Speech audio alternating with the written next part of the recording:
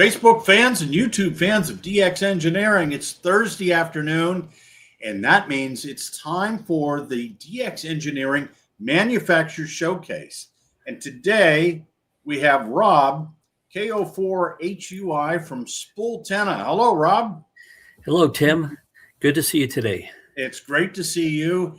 Rob, why don't you tell everybody a little bit about you, a little bit about your company, and Okay. I'm encouraging people in the chat room, put your questions in there. Let's really give Rob a great welcome, give him lots of questions on his cool products from Spooltenna. Go ahead, Rob.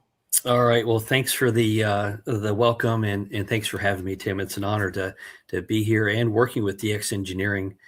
We've been working together for about half a year now, and I can tell you the experience, the level of professionalism and execution as a supplier has been just as awesome as it's always been as a customer. So really have enjoyed working with you all and look forward to a lot more in the future. You know, my ham radio journey started probably 25 years ago, and when I got out of college, right down the road from DX Engineering, and started, dabbling in 2 meters and building some small antennas and classic amateur radio enthusiast story. Life got in the way. Families came to fruition, and got out of ham radio a little bit during those years. Got back into it during COVID, and started dabbling with HF more and more, and just got kind of bit by the POTA bug, and started going out to a local park here. I'm in North Carolina now, and I guess ran into some tangles along the way, so to speak, with antenna wire. I have become a big fan of end-fed half waves, and my objective was to get out to the park, get set up, get on the air, and tear down all in about 60 minutes. And what I was finding was about 25 of that was untangling wire. So maybe I'm an impatient guy, but it just I thought there's got to be a better way. I started designing a spool out of a couple of pieces of wood in about this time last year, actually, and thought, man, I got to get this wire, on a spool to prevent it from getting tangled, and the over under was giving me fits. Then I got thinking about over Christmas. I had some time to dabble with KiCad, and I thought, hey, I think I could probably make a spool out of a printed circuit board, and then make the back out of a printed circuit board and put a barrel and put some wire on it. So I made a couple of prototypes, took it to my local club, Raleigh Amateur Radio Society. A couple of people said, hey, I'd like to have one of those if you could make one for me. And that's kind of where it started. So I made a couple. The version date on this product is February 24th is when I launched this product. We started selling it in April of this year, and then went to Dayton this year, had overwhelming feedback from folks interested, and saw it on YouTube. And shortly thereafter, came into connection with DX Engineering, looking for a way that we could work together. And since then, we've had a great partnership getting these in the hands of hams. And it's been a wonderful experience over the last 8 months or so. So, Rob, let's talk about the Spooltenna. This is your model number, Park EFHW 4010.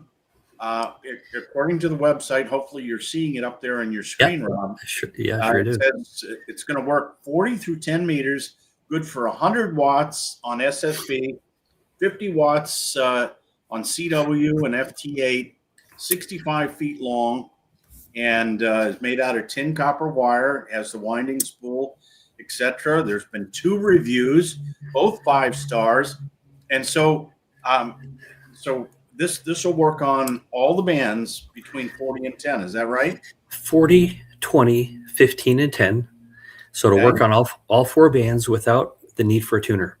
So it is a resonant antenna.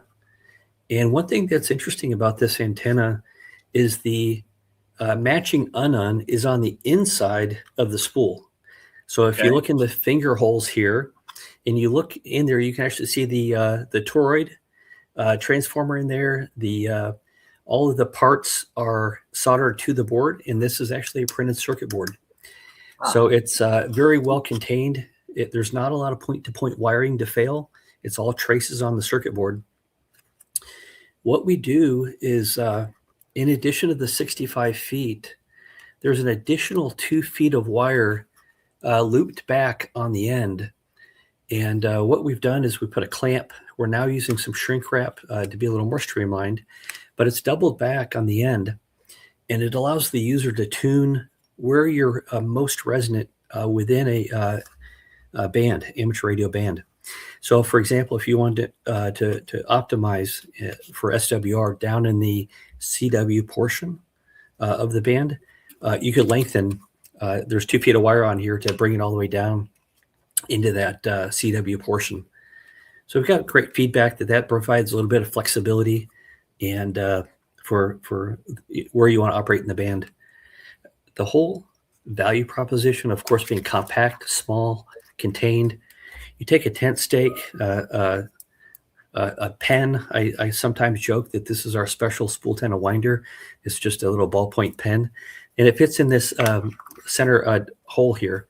So you go out to the field, you pull the bongo tie off, and you just start pulling it out. There's no tangles. There's no hassle. Winding it back up. Similarly, you can turn the winding knob. Or you can use the finger holes in the back. So it's just really designed for quick deployment, quick operation, quick teardown. So, Rob, what would you say, when you started out with me here a few minutes ago, you talked about your frustration when you would go out to activate a park was how long it took to untangle the wire, get it up, get set up.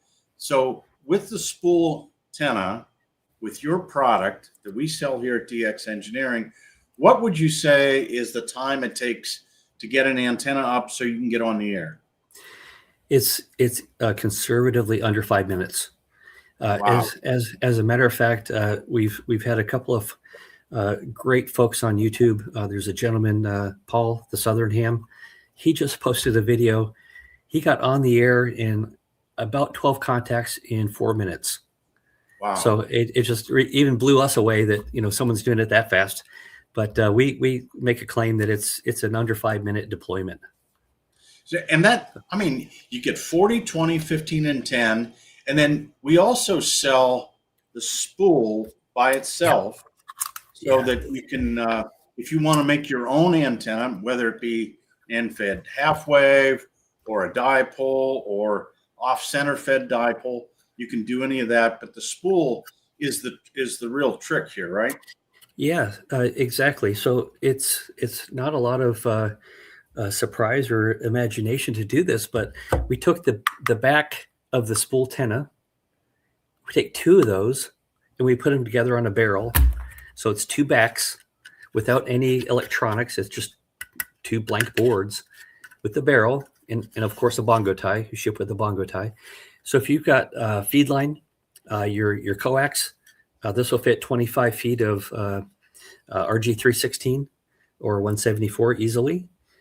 You can also put a spare wire on here. Say, you want to have a backup, and you can put a spare wire on.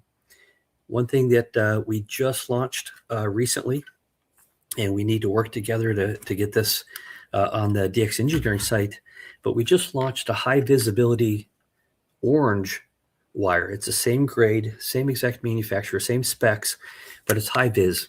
And what inspired this was going to some parks and activating for field day and finding that there's a lot of pedestrian traffic in a field day situation. And as much as I said, watch the wire, it's inevitable. So we put the orange wire and we just put it on a spare spool. You throw both of these in your kit. It's compact, ready to go. You could even get another spool if you want to put your throw line, and just literally have a kit. And there you go. It's compact. It's rugged. We've seen people just throw these in their the back of their car without a bag or anything. They're that rugged.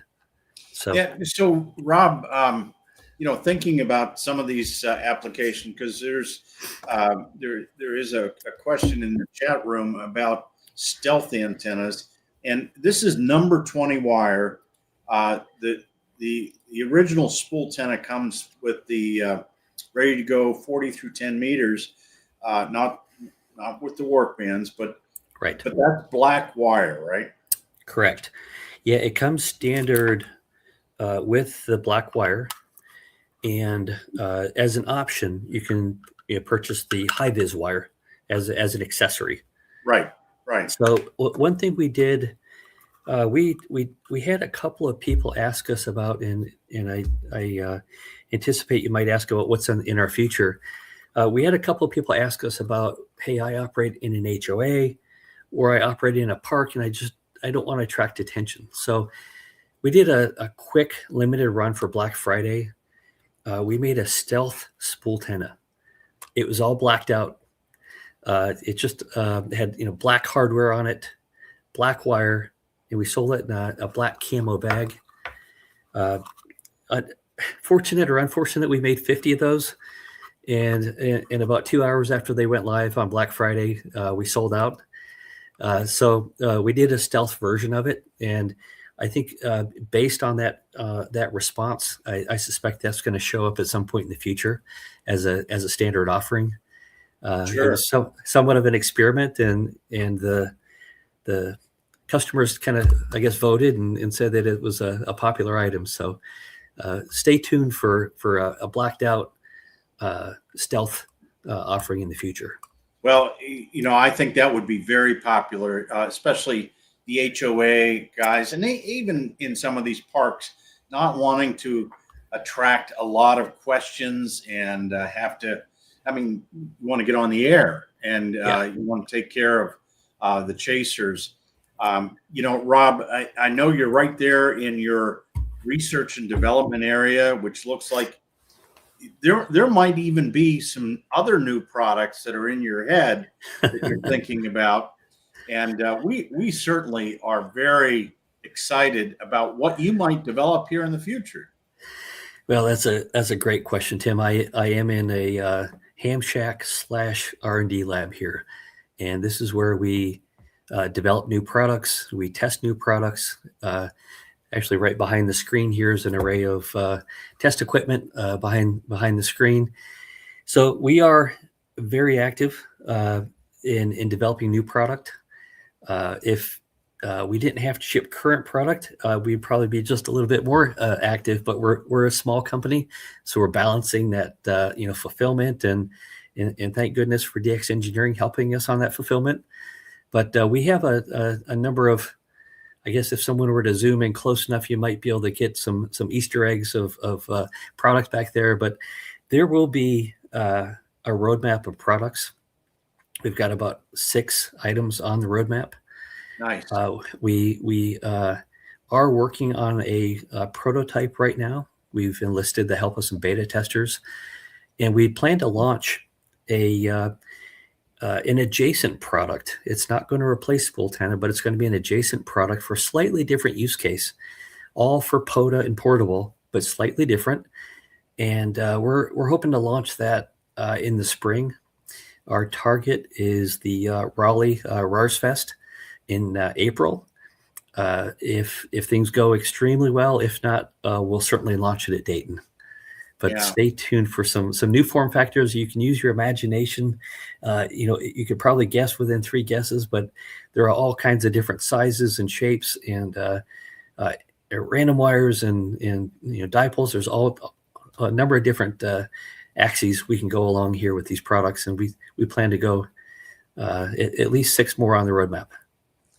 Well, that's great, Rob, and I really love your enthusiasm for developing new products, and for you using your knowledge of parks on the air and the POTA experience. There's nothing like having the guy that's designing this stuff go out and use it and take feedback from your local club, and introduce some of these new products at your local club for your beta testers as well. Well, Rob, thanks so much for coming on with us today. This was really enjoyable. We will have you on again as you continue to develop these new products. And we're so proud to have you as part of the DX Engineering family of manufacturers. Well, thanks so much, Tim. It's been great to work with you all. And I look forward to many, many more products on your website. You got it. And thanks to all of you for watching today. I hope you learn more about Spooltenna and come to the DX Engineering site. Take a look at these great 5-star reviews and get yourself a Spooltenna for your next POTA activation. Until next time, 73 from DX Engineering. 73.